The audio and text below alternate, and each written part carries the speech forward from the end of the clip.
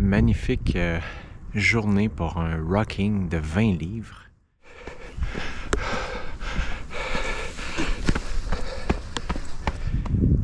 Ici, l'objectif global est d'être en mouvement. Le but, lui, n'est pas tant précis qu'un désir d'être dans une espèce de flow au niveau de l'esprit. Je m'explique. Je n'ai pas, exemple ici, de nombre de séries, de temps de repos, je n'ai pas de nombre de répétitions, je n'ai aucune idée des charges utilisées. Donc c'est vraiment l'idée ici d'intégrer, de laisser exprimer tous les savoirs appris à travers les dernières décennies.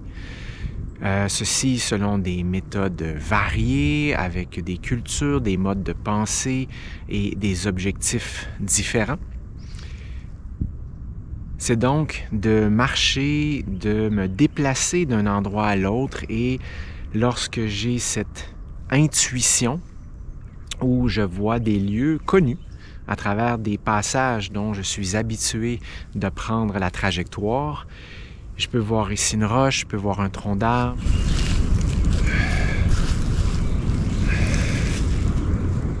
J'ai ma charge emportée avec moi, le rocking, avec des sacs de sable de yoga que je peux utiliser ici pour certains types de travail, en plus de ce poids supplémentaire à mon véhicule corporel lors de mes déplacements.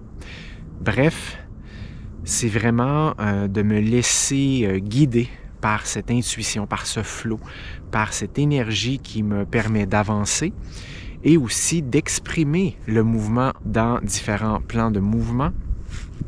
Donc ici, lorsque j'utilise des troncs d'arbres, je peux faire des squats, je peux faire des portions dynamiques où je bouge à travers l'espace, je peux faire des portions plus isométriques où je maintiens une posture avec un engagement musculaire volontaire constant.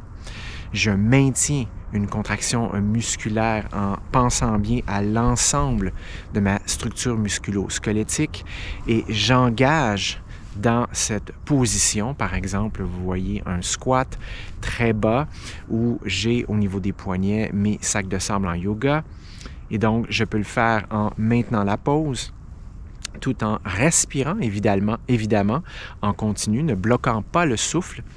Et donc, je dois ici engager non seulement mes muscles au niveau des membres inférieurs, mes jambes, bien travailler au niveau des fessiers. Je sens aussi par la distance entre les deux pieds le travail au niveau des muscles adducteurs à l'intérieur des cuisses. J'ai évidemment le travail aussi avec ces poids qui sont loin de mes axes, de mes leviers à l'épaule. Donc, j'ai un bon travail des épaules, du corps pour maintenir ma colonne vertébrale au neutre.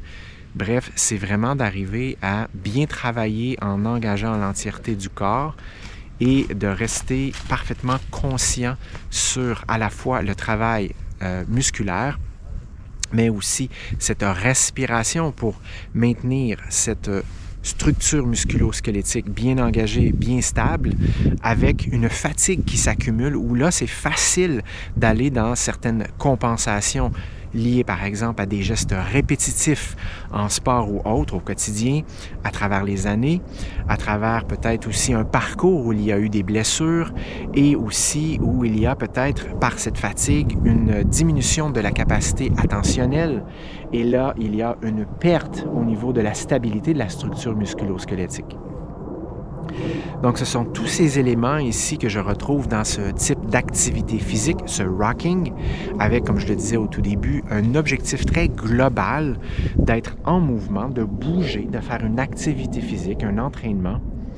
Mais le but n'est pas nécessairement précis, comme c'est le cas par exemple au gym ou même une séance à la maison ou en extérieur, où là, je sais avec une direction claire où je m'en vais, avec un but associé à un désir très spécifique d'augmenter certaines aptitudes physiques, par exemple. C'est ici ce que je nomme muscler ma joie.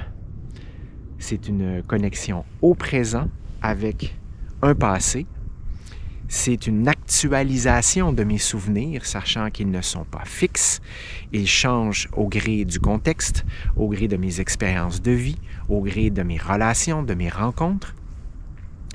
Et donc ici, c'est vraiment de comme dans mon passé, dans un certain passé où j'avais accès à la nature, où je me suis développé enfant, adolescent, à jouer des heures durant, à grimper dans les arbres, à aller au pit de sable avec mon BMX, à aller avec des amis juste explorer, glisser en hiver, bref.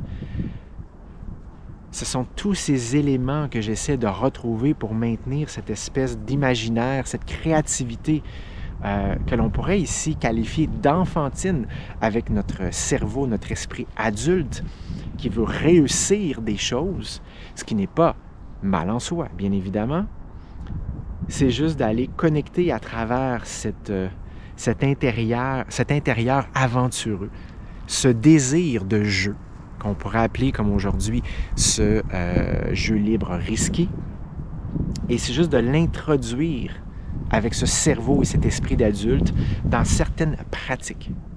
Donc ici, c'est à la fois un pied dans le passé, un pied au présent, et en marchant d'un pas à l'autre, c'est de trouver une forme d'équilibre dans cette instabilité lors du déplacement physique à la marche, à la course, lors d'un geste sportif, mais aussi dans nos quotidiens, dans nos réalités et responsabilités.